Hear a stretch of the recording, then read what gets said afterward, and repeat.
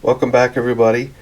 This is the second installment of my firearm collection series I'm going to be doing. The first one was on the polymer semi-automatics. This one's going to be on the metal and wood semi-automatics for the most part. They are the smallest of my collections are the semi-automatics, so I'm more of a revolver and long gun guy, so we're just going to do a quick flyby on each of these guns, and if you want to see a more detailed or close-up look at them, comment about it, and we'll do a little closer with a little more information video if you desire. But here we go. No particular order. First one I'll pull up is this Ruger Standard. You notice it has the Red Hawk in the grip on this side. This side, no marking at all in the grip. This gun was built in 1951. It has been in videos before. In fact, it was built in September of 1951, a month before Alexander Sturm died, and they converted the Hawk to a Black Hawk in order to mourn. It was a symbol of mourning. Bill Ruger did that. So there it is, the Ruger Standard 22. Very early one. Very early on in their career. This was a gun bought brand new by my father, and it was probably the gun I shot more growing up than any other. I learned how to shoot with this gun. And in fact, I'll bring this in real quick. I even have the original box for the gun with the original.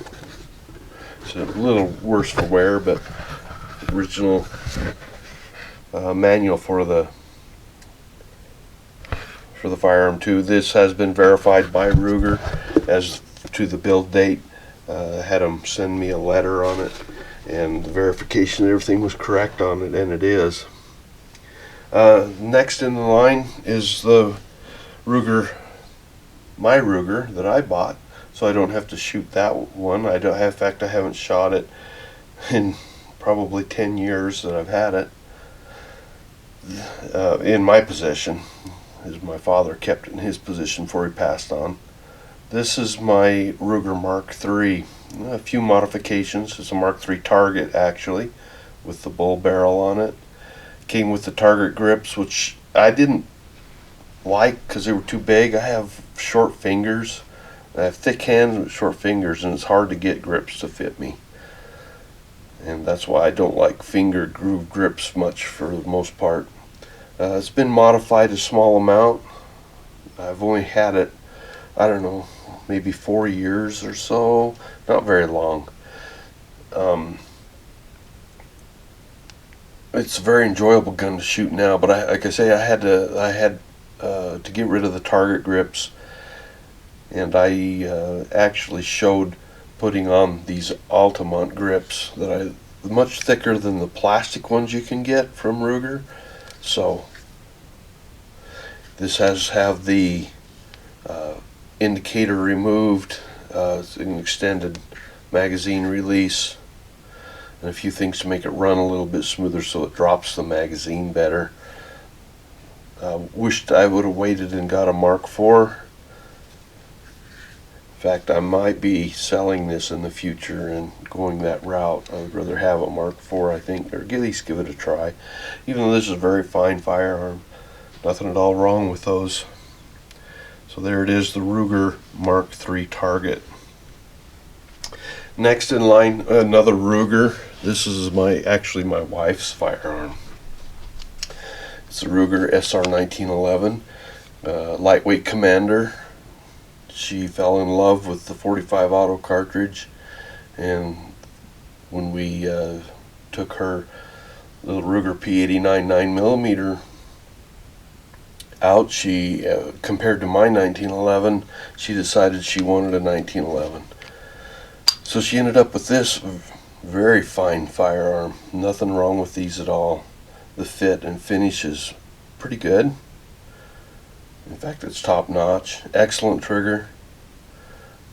Very good range gun. In fact, as most of these are all pretty much just range guns. None of these get carried. Very lightweight 1911, but she enjoys shooting it irregardless of it being a 45 ACP. And I enjoy shooting it as well. Next is my 1911. Don't be mad at me, but this is a Springfield Armory. And as you know, they're having troubles right now. This is my 1911 A1 Springfield Armory, referred to as the 1911 Loaded. I've had this several years. It's not a recent purchase, so don't be angry for it being a Springfield Armory gun. This one was built in the United States. The serial numbers, if they have that NM number, as you see, that means they were built in the United States. Very fine firearm. Fit and finish is not as great. You can see the slide does not match the frame very well there.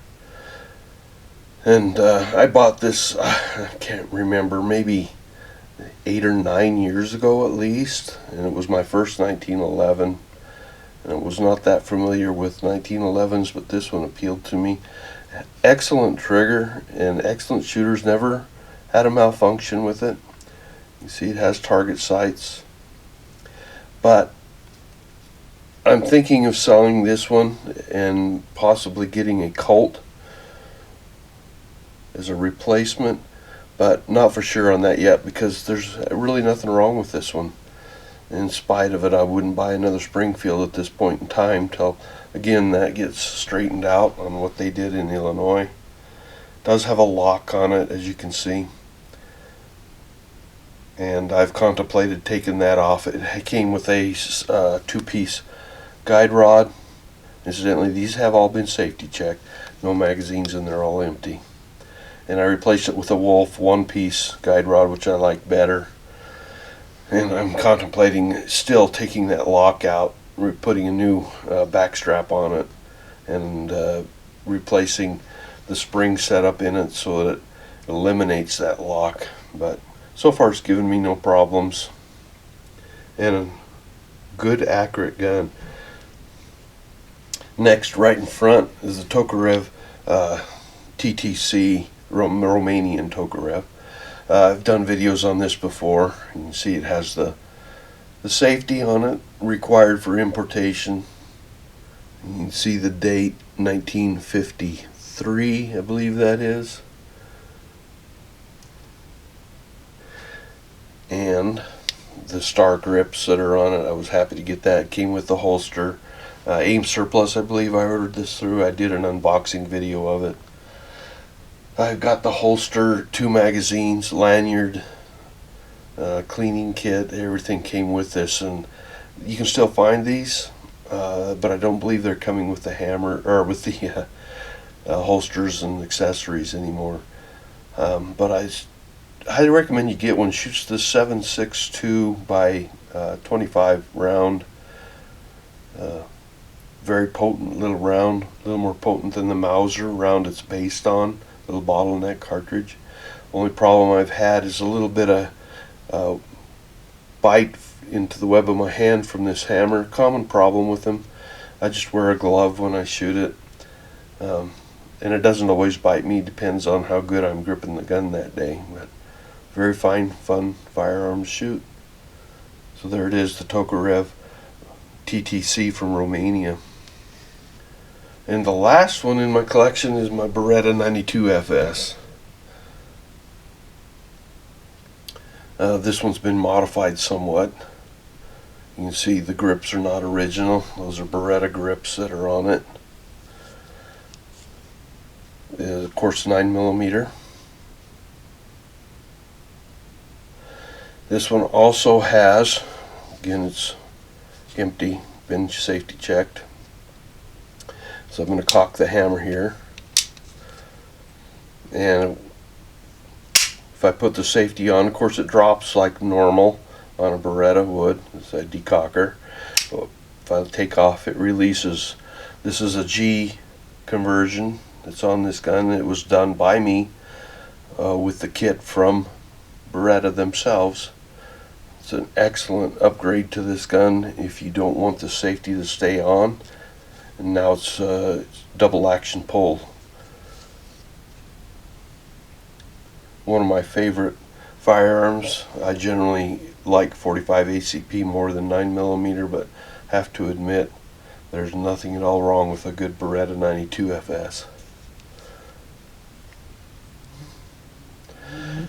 So there we have it. Like I say, if you want to see any close-up videos of any of these firearms or modifications I've done to them, such as this one even having spring kits put in it, steel guide rods in it rather than the plastic one that they come with. I've done a few little upgrades like that to them. Same with the Ruger. It has trigger parts in it from Apex, or rather not Apex, but there's a Tandem Cross, rather. Pardon me there on that. But Tandem Cross makes some fine accessories for them, but a lot of that's been done to that. So anyway, that's the last installment of my semi-automatic firearms. Next we're going to be going with the revolvers. I'm going to break that up into several groups probably, and we'll continue on then with the collection videos. Like I say, let me know if you want any more close-up videos of any of these.